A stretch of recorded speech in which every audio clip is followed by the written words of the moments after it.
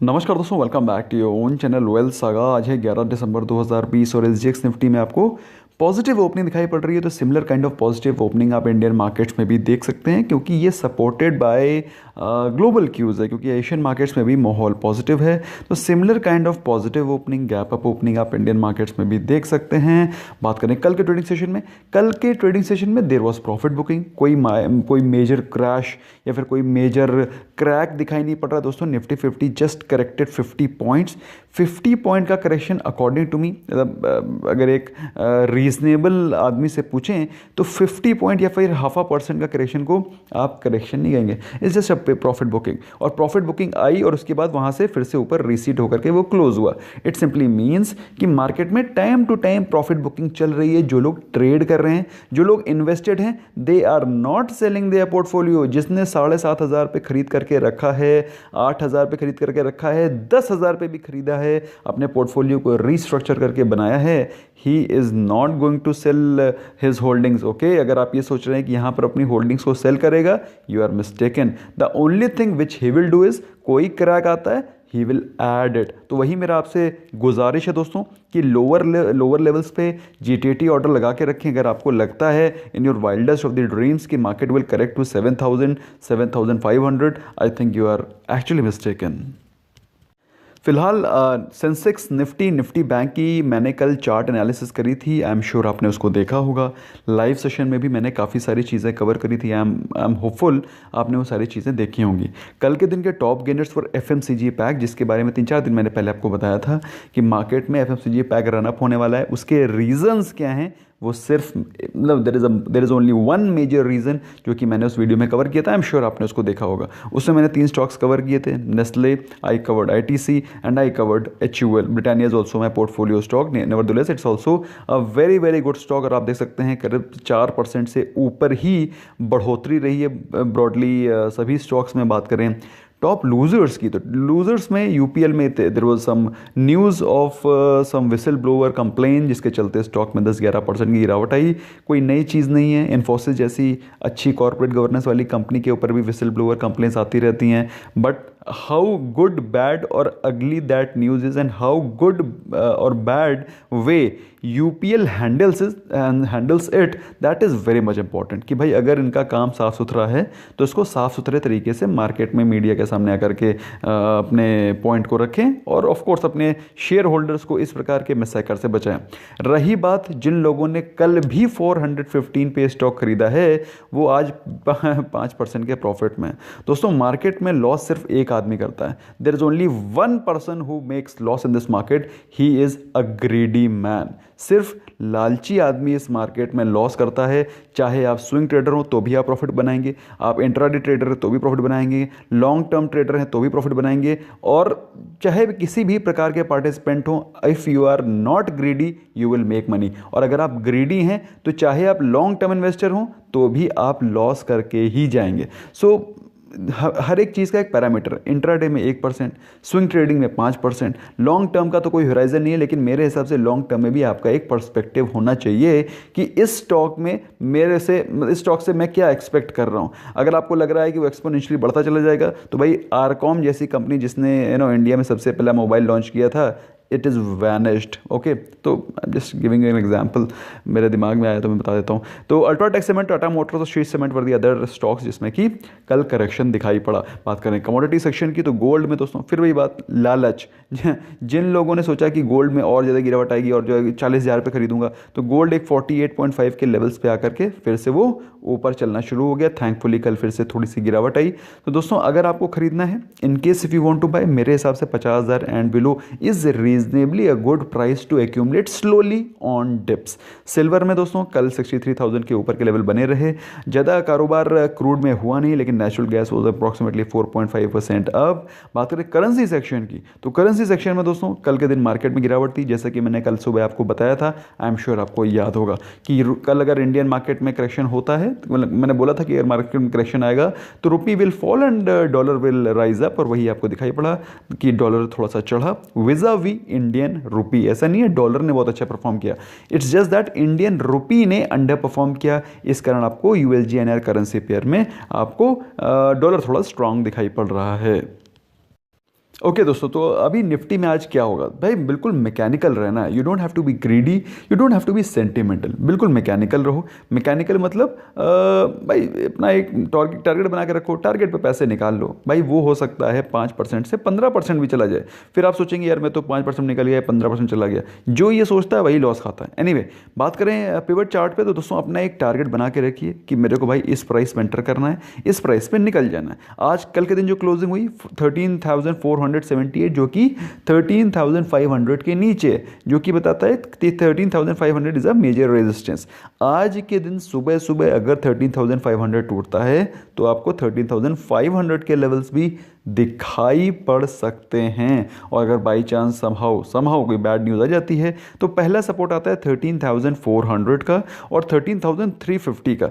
कल के दिन एक बहुत ही स्ट्रॉन्ग सपोर्ट था 13,300। इसको आप नोट डाउन कर सकते हैं at the back of your mind या फिर कहीं पर कागज पे, ताकि आपको याद रहे कि 13,300 is a very very strong support, जो कल के दिन भी बहुत तगड़ा सपोर्ट निकल करके आ रहा था।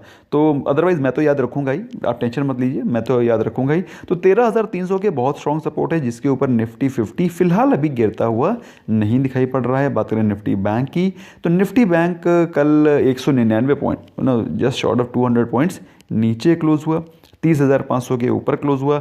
और आज के जो रेजिस्टेंस निकल करके आ रहे हैं वो हैं 30,650, अगर ऊपर मूव करना शुरू करता है। And oh beg your pardon, this is 30,850। Okay, तो ये हैं आज के रेजिस्टेंस, आज के ऊपर के resistances. Support levels are 13,250 and of course 30,000 is a very very strong support. परसों के दिन पूरे दिन मार्केट ने 3-4 बार 30,000 के लेवल टेस्ट किए, लेकिन 30,000 के लेवल को निफ्टी बैंक को तोड़ नहीं पाई मार्केट, विच मीन्स वॉट कि निफ्टी बैंक में 30,000 happens to be a very strong support, क्योंकि जब मार्केट ऊपर चढ़ रही थी तो 30,000 was a very big resistance. अब चूंकि उसने वो तोड़ दिया है तो अब वो रेजिस्टेंस अब इसके स्ट्रॉन्ग सपोर्ट बन गए हैं। तो आशा करता हूँ दोस्तों आपको ये सारी चीज़ें आप याद रखेंगे, at the back of your mind नहीं रखेंगे तो कुछ दिनों बाद रखना शुरू कर देंगे आप, because market will teach you.